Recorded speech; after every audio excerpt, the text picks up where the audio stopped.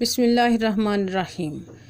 آج کا عنوان حضرت علی حجویری رحمۃ اللہ علیہ۔ آج ہم بات کریں گے برصغیر کے عظیم ولی، علم و روحانیت کے چراغ اور اہل لاہور کے دلوں کی دھڑکن حضرت سید علی بن عثمان حجویری رحمۃ اللہ علیہ کے بارے میں، جنہیں دنیا داتا گنج بخش کے لقب سے جانتی ہے۔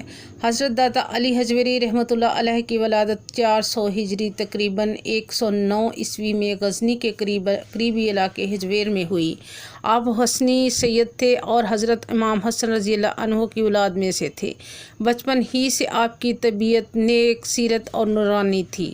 آپ نے قرآن و حدیث، فقہ اور تفاسیر کی تعلیم حاصل کی اور بغداد، بخارا اور سمرقند جیسے علمی مراکز میں سفر کر کے بڑے بڑے علماء سے فیض اٹھایا، لیکن آپ کی روح کو سکون، تصوف اور معرفت الہی کی تلاش میں ملا۔ اس دوران آپ نے تصوف کی مشہور کتاب کشف المحجوب لکھی، جو آج بھی تصوف پر لکھی جانے والی پہلی مکمل اور بنیادی کتاب سمجھی جاتی ہے۔ اللہ تعالیٰ نے آپ کو برصغیر میں دین کی خدمت کے لیے بھیجا۔ آپ لاہور تشریف لائے اور یہاں کے لوگوں کی محبت، خدمت اور حسن اخلاق کے ذریعے اسلام کی دعوت دی۔ آپ کا اخلاق اور عاجزی ایسی تھی کہ لوگ گروہ در گروہ اسلام میں داخل ہونے لگے۔ آپ کی کرامات بھی مشہور ہوئیں۔ روایت ہے کہ آپ کی دعا سے قید ختم ہوا اور لوگ خوشحال ہو گئے۔ اسی لیے لوگ آپ کو داتا یعنی دینے والا اور گنج بخش یعنی خزانوں کا عطا کرنے والا کہنے لگے۔ حضرت خواجہ معین الدین چشتی اجمیری رحمۃ اللہ علیہ آپ کے بارے میں فرمایا: گنج بخش فیض عالم، مظہر نور خدا، ناقصان راہ پیر کامل، کاملان رہنما۔ یعنی آپ عالمگیر فیض دینے والے خدا کے نور کے مظہر، ناقصوں کے لیے پیر کامل اور کاملوں کے رہنما ہیں۔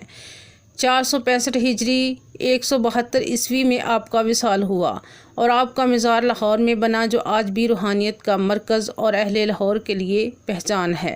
حضرت داتا گنج بخش رحمۃ اللہ علیہ کی زندگی ہمیں یہ سبق دیتی ہے کہ اسلام کی اصل طاقت تلوار میں نہیں، بلکہ محبت، خدمت خلق اور حسن اخلاق میں ہے۔ اگر آپ کو یہ ویڈیو اچھی لگے تو لائک، شیئر اور سبسکرائب ضرور کیجیے۔ برصغیر کی طرف سفر۔ حضرت داتا علی حجویری رحمۃ اللہ علیہ کو اللہ تعالیٰ نے دین اسلام کی خدمت کے لیے برصغیر کی سرزمین پر بھیجا۔ آپ جب لاہور پہنچے تو یہاں مختلف قومیں اور مذاہب کے لوگ آباد تھے۔ ہندو اور بدھ مت کے ماننے والے بڑی تعداد میں موجود تھے۔ لوگ مذہب کے نام پر فرقوں میں بٹے ہوئے اور اخلاقی طور پر زوال کا شکار تھے۔ یہ وہ وقت تھا جب اللہ نے آپ کو ہدایت کا چراغ بنا کر بھیجا تاکہ برصغیر کے لوگ اسلام کی روشنی سے منور ہوں۔ آپ نے لوگوں کو اسلام کی طرف بلانے کے لیے سختی یا جبر کا سہارا نہیں لیا۔ آپ کا سب سے بڑا ہتھیار حسن اخلاق، عاجزی اور خدمت خلق تھا۔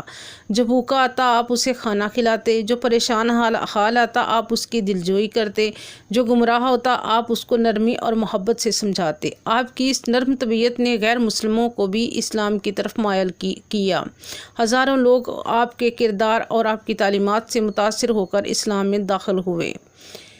حضرت داتا گنج بخش رحمۃ اللہ علیہ کی زندگی کی کئی کرامات مشہور ہوئیں۔ روایت ہے کہ ایک مرتبہ لاہور میں قید پڑ گیا، لوگ پانی اور کھانے کو ترس کے آپ نے اللہ تعالیٰ سے دعا کی تو بارش ہونے لگی اور شہر میں خوشحالی آ گئی۔